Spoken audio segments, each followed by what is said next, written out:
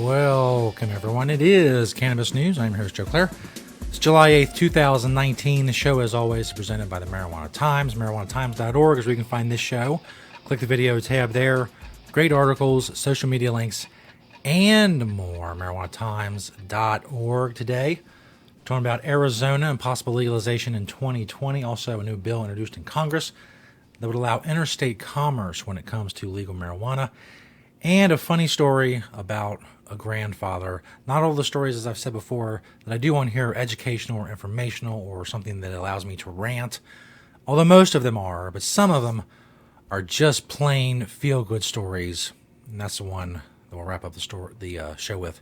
Today, before we get to all that, of course, Cannabis News is brought to you by NatureSide, nature-side.com, and their organic, all-natural pesticides. Grow safe and poison-free.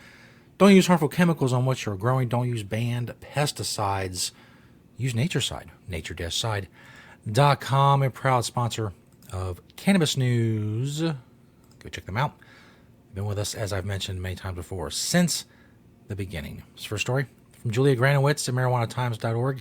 Arizona activists prepare for their chance to legalize cannabis in 2020. Of course, there's a couple groups trying to legalize in Arizona in 2020. The first one, Smart and Safe Arizona, is just starting out, Julia says, with their ballot language yet to be finalized. There's another group called the AZ Justice League has already submitted their ballot language earlier this year under the title, the AZ Justice League's Cannabis Justice Act.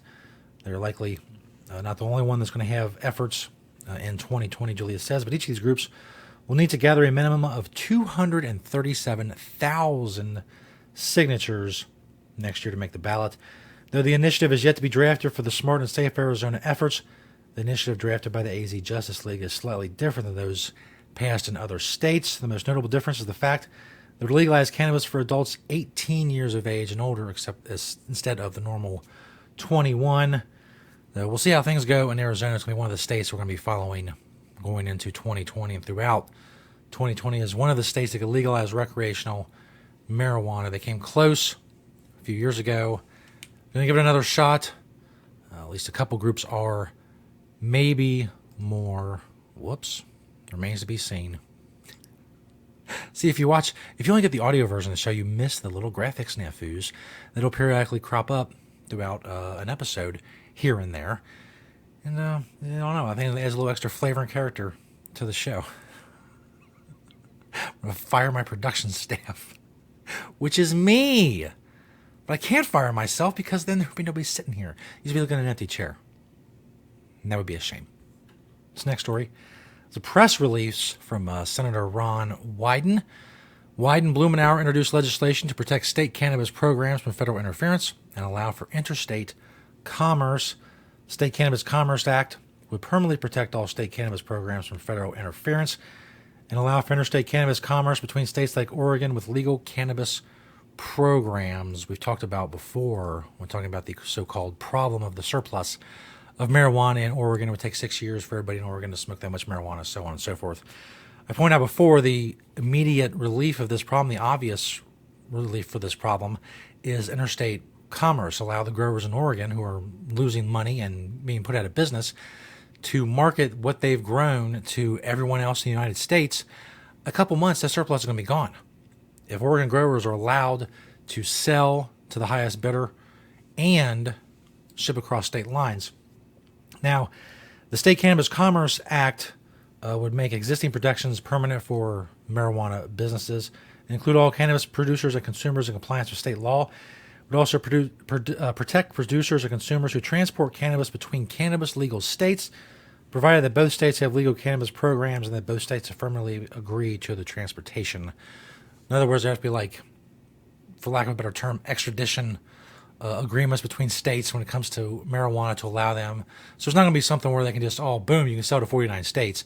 It's going to be a state-by-state thing, much like legalization. But, of course, before that happens, federal law needs to be changed and federal prohibition of marijuana needs to be done away with before any of this can happen. But it's definitely a good start. It's definitely good that the Congress is starting on this conversation or starting to have this conversation, because the cannabis industry is not going to survive this way. It'll limp along, But without the ability to sell products across state lines, growers especially are going to be hard hit. If their state happens to have a surplus and prices plummet, they have no other recourse but to go out of business or to beg for government protection or whatever. When, as I said, that surplus will be gone. I think a couple months is probably too long. I'd say a couple of weeks that surplus will be gone. If Oregon growers were allowed to sell to the other 49 states to the highest bidder and ship it, it would all be gone. That's just economics. Man, we'll see. Again, federal law needs to be changed for anything that's going to happen. Now, as I said, feel-good story to wrap up the show. This is from FoxNews.com. Grandfather accidentally brings cake laced with marijuana to nurses as a thank you gift. Grandfather, trying to say thanks to a group of nurses, accidentally took the term baking a cake a little too literally. Ha!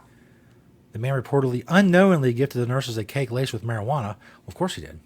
Why would you give away a cake like that? You would keep it for yourself. The dessert was allegedly left over from his grandson's 18th birthday party. As you can see there, it's under category dessert on the Fox News website. That's kind of funny. The incident occurred on May 27th, Fox 4 reports. At a hospital in Warrington, England, the grandfather had intended the cake to be a thank you to the nurses who had recently taken care of a family member of his. He was apparently unaware of the cake's extra ingredient. Staff members reportedly noticed a strange odor coming from the cake and notified Cheshire police.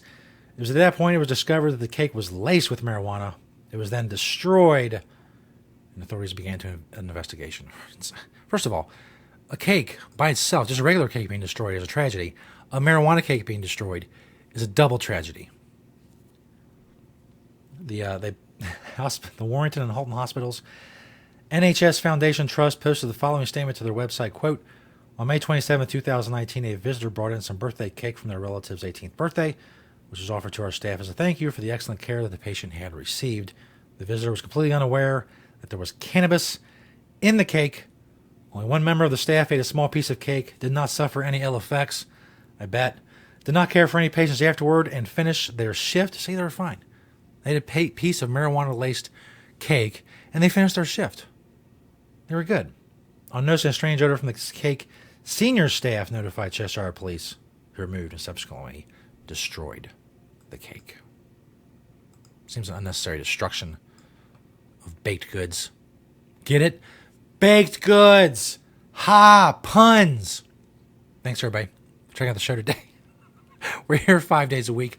MarijuanaTimes.org. Search Marijuana Times on YouTube and Vimeo for the videos, audio-only podcasts, and Apple Podcasts. Thank you to Nature Side, nature-side.com, and their organic, all-natural pesticides. Thank you all for liking, sharing, commenting, spreading the truth about cannabis with this show. Please continue to do so. I'll continue to do my part. You continue to do your part.